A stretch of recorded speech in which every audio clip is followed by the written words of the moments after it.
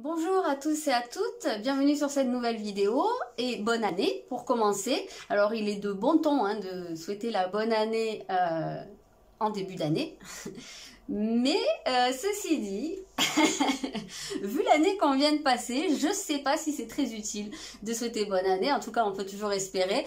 Je ne sais pas ce qu'on peut attendre de cette nouvelle année, mais en tous les cas, prenons ce qui vient, prenons les choses comme elles viennent et puis... on verra bien sans avoir trop d'attentes. Je pense que c'est la meilleure des choses à faire. Voilà, donc je n'ai pas publié de vidéo pendant tout le mois de décembre, il me semble, tout simplement parce que j'étais vraiment pas en forme, j'étais malade, rien de grave, et puis j'avais pas envie, voilà, j'avais vraiment pas envie, donc j'avais pas envie de faire des choses forcées et dont j'aurais pas été satisfaite. Déjà que c'est assez compliqué d'être satisfait de ce qu'on fait, encore moins quand on n'a pas envie, donc voilà, ne serait-ce que par respect pour les personnes qui regardent, je préfère le faire quand j'ai vraiment la motivation, l'envie et envie de transmettre quelque chose à ma modeste échelle. Donc aujourd'hui, ce sera le jour 10 qui s'appelle j'apprends à me protéger. Alors, j'apprends à me protéger, le terme de protection, c'est quelque chose qu'on entend souvent. Je sais pas vous, mais moi, on m'a très souvent dit, toi, tu sais pas te protéger. Oui, d'accord, ok. Mais en gros, ça veut dire quoi? Et pendant hyper longtemps, je me suis demandé, mais qu'est-ce que ça veut dire? Qu'est-ce que ça veut dire? En gros, je sais pas me protéger. C'est quoi? C'est, je marche dans la rue, je prends des coups, je sais pas. Je ne comprenais pas ce que ça voulait dire. J'avais bien saisi que c'était pas se protéger physiquement ou pas seulement, mais je ne comprenais pas en quoi ça consistait se protéger. Donc je suppose que je suis peut-être pas la seule dans ce cas-là. Il y a peut-être des gens parmi vous qui ne savent pas également très précisément ce qu'on veut dire par le fait de se protéger. Parce que ça fait partie de tas d'autres phrases ou tas d'autres notions ou concepts qui sont très couramment abordés à l'heure actuelle, très utilisés dans tout ce qui est développement personnel et spiritualité. Et il y a beaucoup de choses comme ça qui deviennent un peu bateaux, qu'on utilise un peu comme ça vient quoi, mais finalement au fond parfois c'est un peu comme une coquille vide, ou alors c'est parce qu'on sait pas très bien comment l'expliquer, quoi mettre dessus. Ça fait un petit moment que je me penche sur la question, puisque comme je vous le disais, on me l'a souvent répété, et donc j'ai fini par comprendre avec le temps plus ou moins ce que ça voulait dire d'apprendre à se protéger. Et pour vous en parler, normalement je vais essayer de faire assez court, ça va tenir en deux concepts, en deux mots, le libre arbitre, la volonté personnelle et les limites. Ok, donc pour commencer, je suis quand même allée voir la définition que donne le dictionnaire du verbe protéger, se protéger, et il nous donne deux choses qui sont très simples en fait et très logiques. La première, c'est se défendre contre les dangers, et la deuxième, c'est préserver, mettre à l'abri. Alors on voit que c'est des choses qui sont très proches, même s'il y a quand même une nuance entre les deux, évidemment. Donc, si on commence par la première définition, défendre contre les dangers, ou se défendre contre les dangers, ici, bien entendu, on ne parle pas de la protection contre les agressions extérieures physiques, c'est vraiment se protéger soi, son intérieur, quoi, ses émotionnellement, mentalement. Donc, quels peuvent être les dangers à ce niveau-là? C'est avant tout la menace d'être envahi, d'être comment dire, qu'on puisse soit empiéter sur votre territoire intérieur, qu'on puisse intervenir dans votre vie, qu'on puisse aussi manipuler, voilà, tout ce qui a trait à ce qui se passe à l'intérieur de vous quand une personne extérieure vient un peu trop mettre son nez à votre goût dans tout ça et essayer de changer les choses.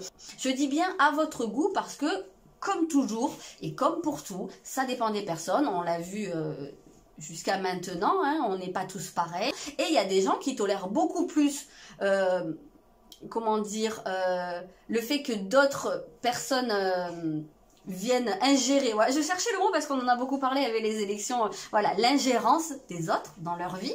Et il y a des gens qui ne la tolèrent absolument pas. Et il y a des gens qui vont avoir un peu plus un juste milieu. Voilà, donc on ne peut pas donner un mode d'emploi universel, ça n'existe pas. Donc c'est à vous de savoir ce que vous pouvez tolérer ou pas. Donc déjà ça c'est la première des choses, c'est de vous connaître un minimum pour savoir quand vous avez besoin de vous défendre. Mais en général, on le sent, en fait, quand on a besoin de se défendre, entre guillemets, face à une intrusion, une ingérence, on a quand même un petit système d'alarme qui se met en marche dans la tête, où on va se sentir peut-être mal à l'aise, voire ça peut même nous mettre en colère. Ou peut-être dans certains cas nous attrister, mais en tout cas ça va probablement déclencher une émotion chez vous qui est peut-être pas forcément liée, qui va peut-être pas vous sembler hyper cohérente sur le coup avec ce que vous êtes en train de vivre, mais ça peut être vraiment le signal que vous n'appréciez pas en fait le dépassement d'une de vos limites, l'empiètement sur votre territoire. Donc voilà, ça c'était la première définition. Et la deuxième, préserver, mettre à l'abri. Ce qu'on ressent, c'est qu'il y a déjà quelque chose qui est un effet qui est plus préventif. Pour être dans un effet proactif en fait, c'est nécessaire d'être conscient que on ne peut pas tout dévoiler de soi. On peut, mais c'est quand même important de ne pas tout dévoiler de soi tout de suite, ni de ne pas tout donner non plus comme ça aux 80 et semer et venez, c'est open bar, servez-vous. Donc c'est quand même important de prendre le temps de connaître les gens, de connaître les situations. Ça ne veut pas dire tomber dans la paranoïa, mais c'est quand même être conscient que si on expose tout de soi, il se peut qu'à un moment donné, d'autres utilisent ça contre vous. Parce que quand on donne tout de soi, on montre à la fois ses meilleurs côtés, mais on peut montrer aussi ses failles. Alors non pas qu'il faille mentir là-dessus non plus, mais tout tient dans le dosage en réalité, hein. C'est comme pour tout, et c'est vrai que les gens qui ont tendance à tout donner ou à tout exposer comme ça en disant j'ai rien à cacher, c'est vrai, ils ont rien à cacher. C'est souvent des gens qui ont un côté un peu idéaliste, je vais pas dire naïf, mais qui partent du principe que eux ils ne feraient pas ça à d'autres personnes, donc ils voient pas comment on pourrait le leur faire. Malheureusement tout le monde n'est pas comme ça dans le monde et sur Terre, et du coup il y a des gens qui peuvent être mal intentionnés effectivement, volontairement ou pas volontairement. On peut avoir des gens avec qui on s'entend très bien et puis le jour où quelque chose va pas, ils vont pouvoir utiliser des choses contre vous, savoir où taper pour faire mal. Donc ne serait-ce que pour ça, c'est important quand même de savoir se préserver un minimum. Et même quand on connaît bien les personnes, même quand on vit avec des personnes ou même dans des relations de couple, ça reste important de pouvoir cultiver son propre jardin secret.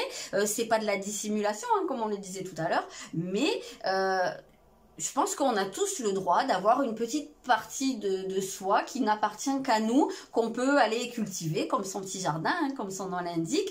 Et ça permet aussi de ne pas tomber dans les relations de type fusion totalement mortifère, où on se perd en fait dedans. Ça permet de pouvoir garder aussi son identité, d'être soi, et ça permet aussi la résilience, hein, tout ça, parce que à partir du moment où on donne tout à l'autre et qu'on considère qu'il n'y a pas de limite entre soi et l'autre, donc quand on ne sait pas se protéger et qu'on tombe dans cette fusion, le jour où l'autre ou les autres ne sont plus là pour X ou Y raison, on peut s'effondrer, on peut s'écrouler, on a beaucoup de mal à rebondir, on a l'impression qu'on n'a plus aucune raison de vivre, alors que si on a gardé quand même son petit univers à soi, ou du moins une partie, si on a gardé, c'est pas une porte de sortie, mais si on a gardé un espace en fait qui n'appartient qu'à nous, je pense que ça peut favoriser cette résilience et qu'on garde en fait quelque chose qui nous permet de tenir en fait, de savoir qu'on a quand même une raison de vivre.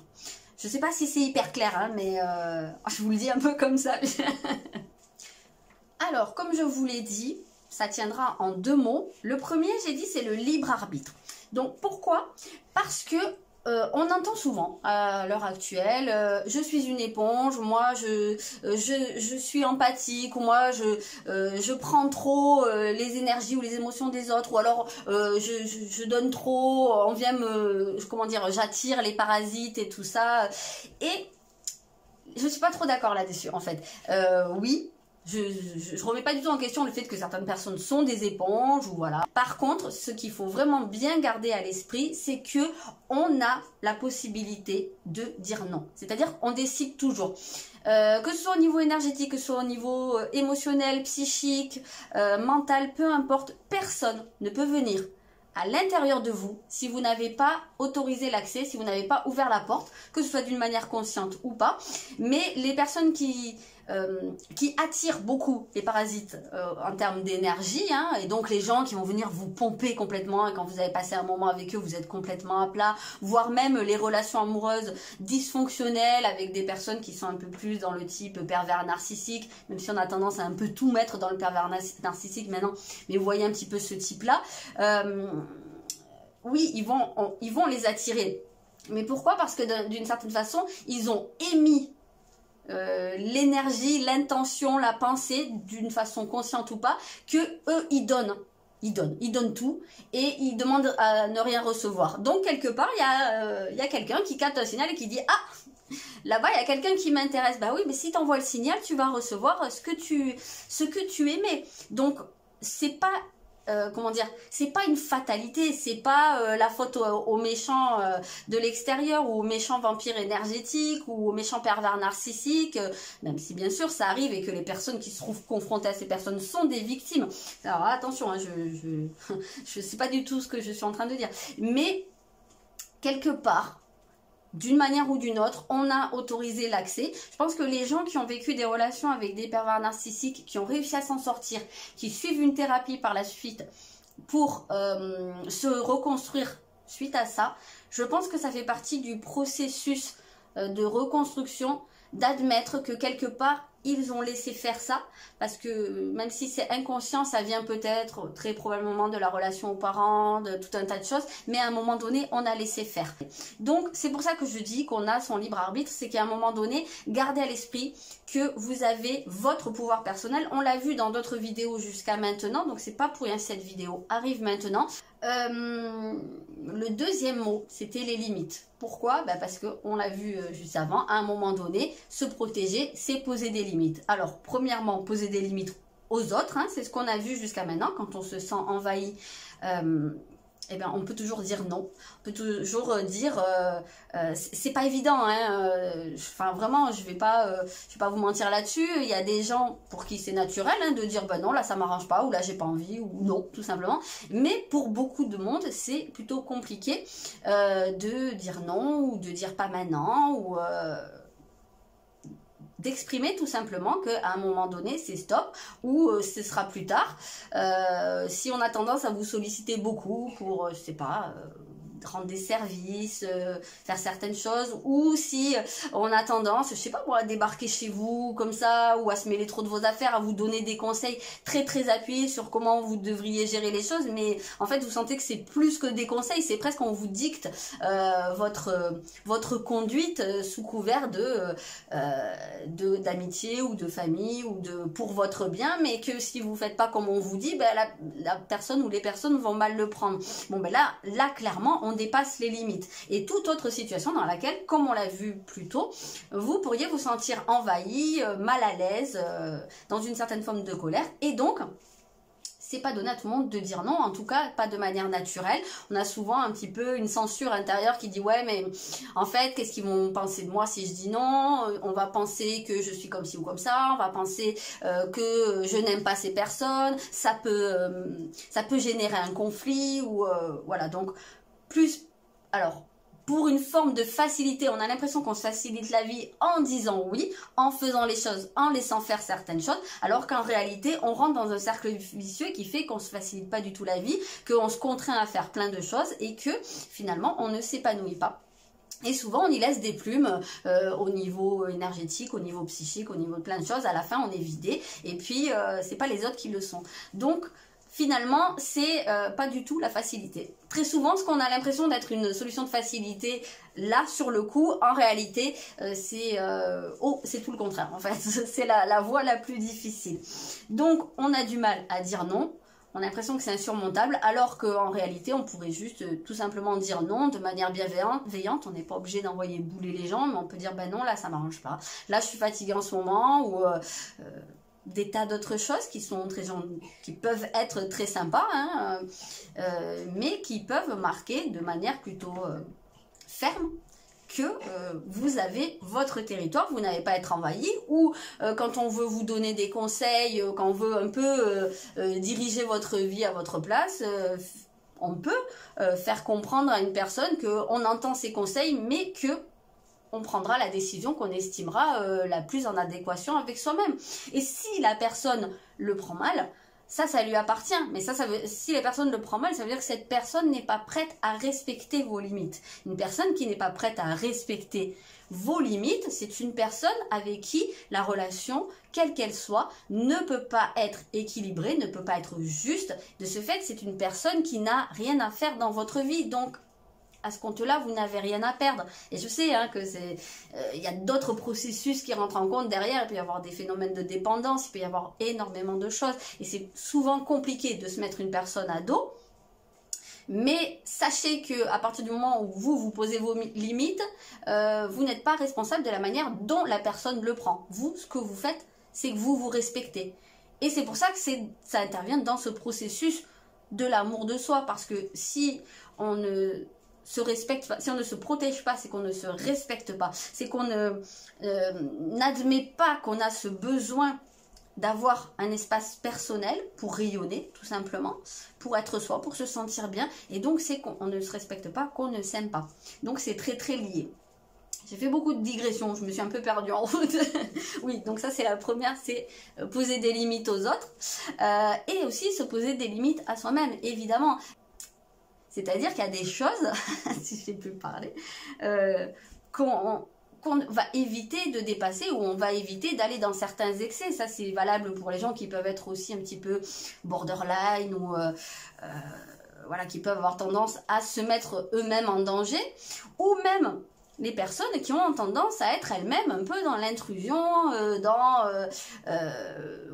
envahir les autres, tout ce qu'on a cité précédemment, ça peut s'appliquer à soi-même, mais c'est important aussi de se poser des limites en se disant, moi, si je veux qu'on respecte mes propres limites, il faut déjà que je commence par respecter celles des autres, parce que sinon, là aussi, d'une certaine façon, je vais m'attirer la même chose, par effet miroir. Donc, c'est encore une fois de la logique, tout simplement. Donc, ça va consister également à éviter de s'exposer, c'est juste de la logique, s'exposer à des situations qui peuvent nous mettre en danger, entre guillemets. Ça peut être en danger physique, bien entendu, mais ça peut être aussi en danger notre intégrité psychique, émotionnelle, etc. Si dans nos relations amoureuses, on sait qu'on a tendance à pas se protéger, qu'on va toujours un peu droit dans le mur, etc., etc.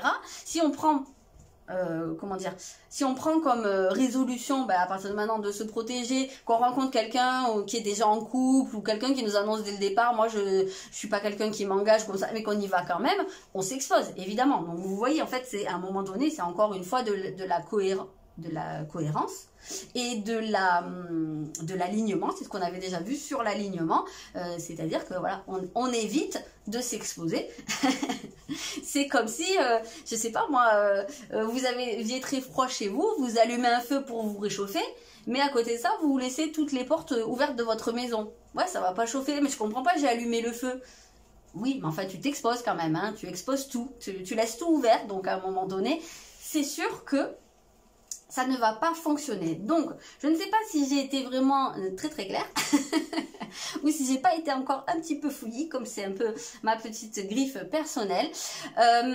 Pour terminer, se protéger, on peut le faire comme toujours avec des outils énergétiques, avec des méditations, etc., etc. Je ne vais pas vous refaire le topo, mais bien entendu, ça reste des outils, ça ne peut pas tout faire. Donc c'est bien de porter sur soi des pierres de protection, de faire des méditations, de visualiser, je sais pas moi, une bulle de protection, peu importe votre méthode. Mais à côté de ça, ça ne fait pas tout. J'en reviens à ma métaphore d'allumer le feu et d'ouvrir toutes les portes. C'est exactement la même chose.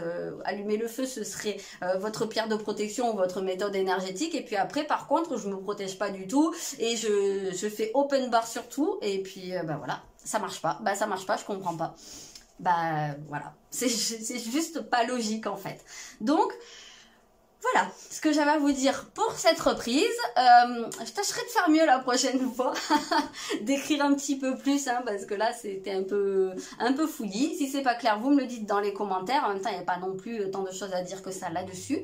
En attendant, je vous embrasse bien fort et je vous dis à très bientôt.